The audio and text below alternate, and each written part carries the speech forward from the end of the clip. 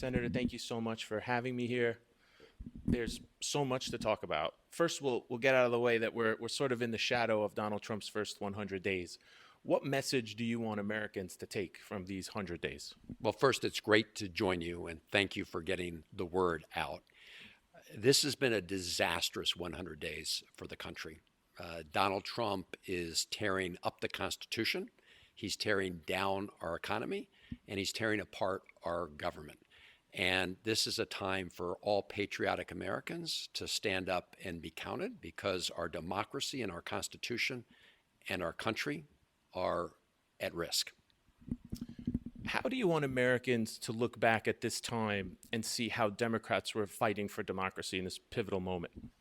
Well, I want them to see that we are working to fight this lawless president in the courts, in Congress, and in communities all over the country. You know, one of the things we're seeing is that the American public is rising up and expressing their frustration and their anger at this lawless president. And of course, today we learned that the economy is shrinking because of his, wild tariff policy. But I think the country is now registering their deep upset, anger with this president because he has really betrayed even the voters he said he was going to fight for, right? He said he was going to fight for the forgotten Americans. He was going to fight for the working class. All he's done since day one is work to help people like Elon Musk and the billionaires. So you came back from El Salvador, the trip heard around the world. First of all, thank you so much for defending due process. What did that trip mean to you? Well, to me, it was a clear moment where we understood that if you violate the constitutional due process rights of this one man, Kilmar Abrego Garcia, you threaten them for every American, right?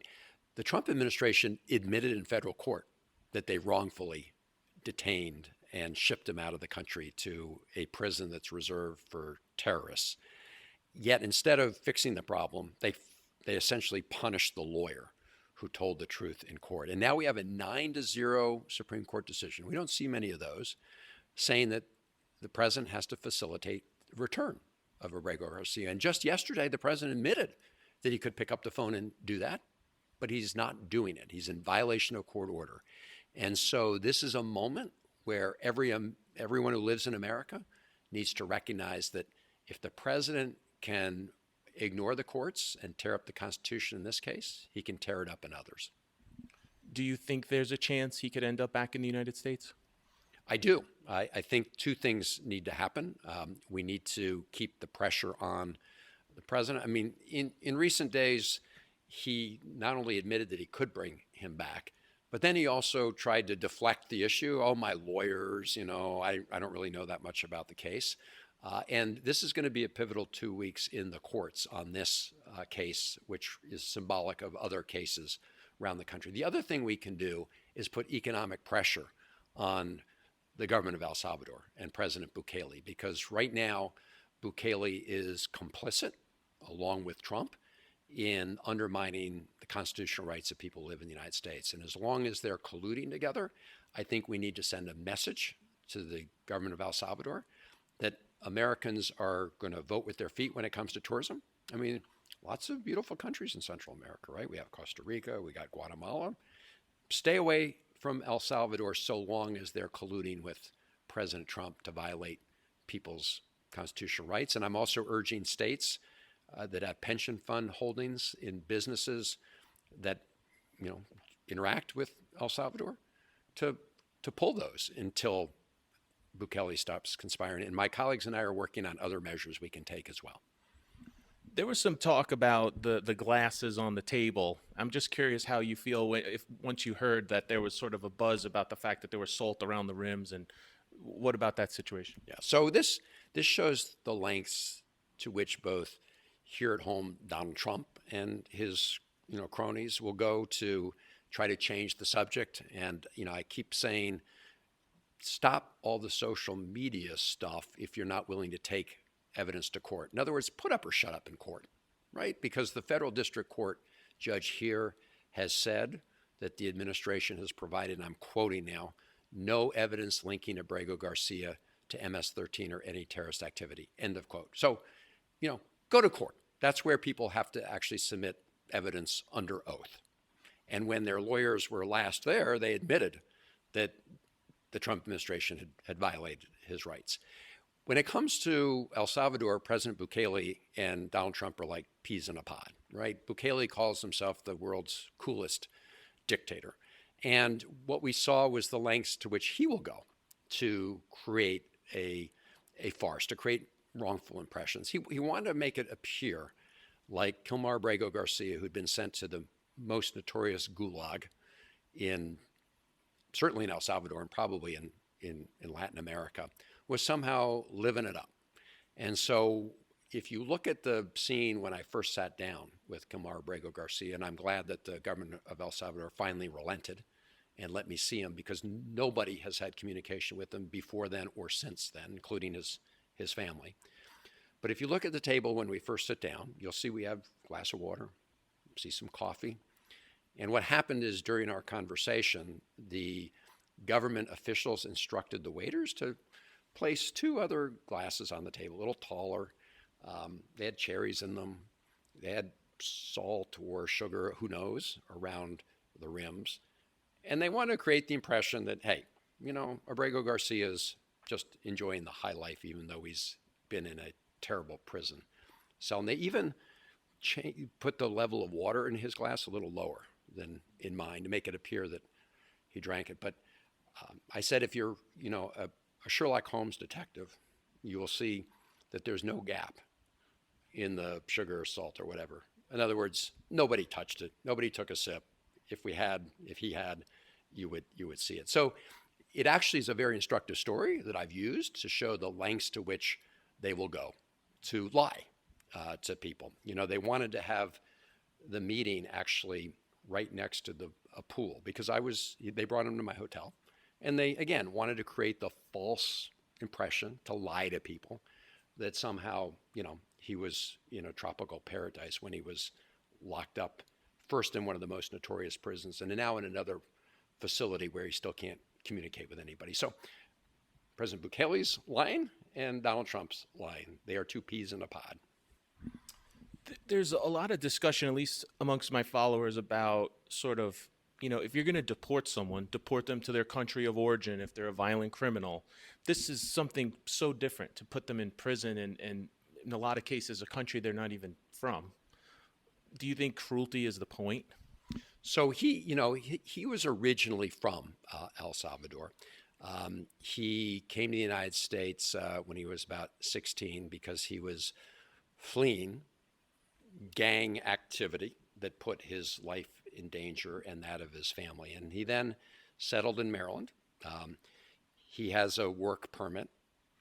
He works as an apprentice with sheet metal workers. He's got his wife. He's got 3 kids, including a 5-year-old with autism. His mom's here. His brother's here. And yet they snatched him off the streets, despite the fact, and this is really important, there was a standing court order prohibiting him from being sent to El Salvador specifically. And the reason there was a court order doing that is because a judge in 2019 determined that if you send him back to El Salvador, his life would be put in danger from gangs. That's why the standing order was there. That's what they violated. They, the Trump administration, again, admitted it. They just don't want to fix it. So their administrative error, which is how they try to diminish it, has taken this man who had legal status in America, was working with a work permit, taken off the street. By the way, he was driving with his 5-year-old autistic son at the time that he was abducted. And they take him to Baltimore and then Texas, and next thing he knows, he's handcuffed, he's shackled, and he's in a plane not knowing where he's going, and ends up in this prison.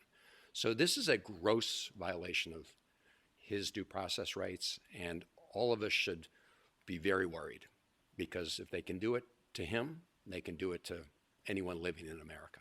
Donald Trump had an ABC interview, and he actually said that MS-13 was tattooed on Kilmar Abrego Garcia's hand. When I'll ask you, Did you hear about that? And what do you think about that? So I did hear about that, and the ABC reporter, pointed out that the actual MS-13 letters had been put on by AI or some, fake thing. As to the overall issue with tattoos, I will leave that to all the fact checkers, but I underscore again the point that Donald Trump and his minions should take whatever evidence they have to the federal courts, because they keep talking about stuff on social media. They want to change the subject, but they have not introduced any evidence in court to support these claims. That's according to the federal district court judge. And I encourage every American to also read the Fourth Circuit opinion in this case. It is very strong. It's by a judge called Harvey Wilkinson. He was appointed by Ronald Reagan. And it's a unanimous opinion by 3 judges on the Fourth Circuit. They say sometimes there are hard cases in America. This is not a hard case. This is an easy case in that Abrego Garcia's rights, due process rights, were so clearly violated. And he goes on to say it's just outrageous for the Trump administration to claim that somehow, now that he's no longer in the custody of the United States, that we can't facilitate his return. We can. The president admitted in an interview to ABC the other day, just said, that he could bring him back with a phone call. When I spoke to the vice president of El Salvador, he said very clearly that the ball was in our court, not theirs. And the only reason they're holding him is because the Trump administration is paying the government of El Salvador money to keep him illegally detained there. So it's pretty obvious that Donald Trump could, as he admitted just the other day, comply with the court order, facilitate his return. We're asking for due process. If I may ask you one final question. This really is not just an immigration issue. It's an issue that affects all Americans. Without due process for some, it's really no due process for all. What do you tell us? What can you tell Americans about that, and why is that such an important part of the story? Because due process is a fundamental American principle, right? It's part of our Constitution. It's the idea that every person who lives here gets some basic fairness, right? You can't just be locked up without due process. You can't be deprived of your liberty without due process. You can't just be abducted off the streets of Maryland and sent to a prison in El Salvador without due process. And of course, that's what they did. And so they violated this key bedrock principle of the United States Constitution.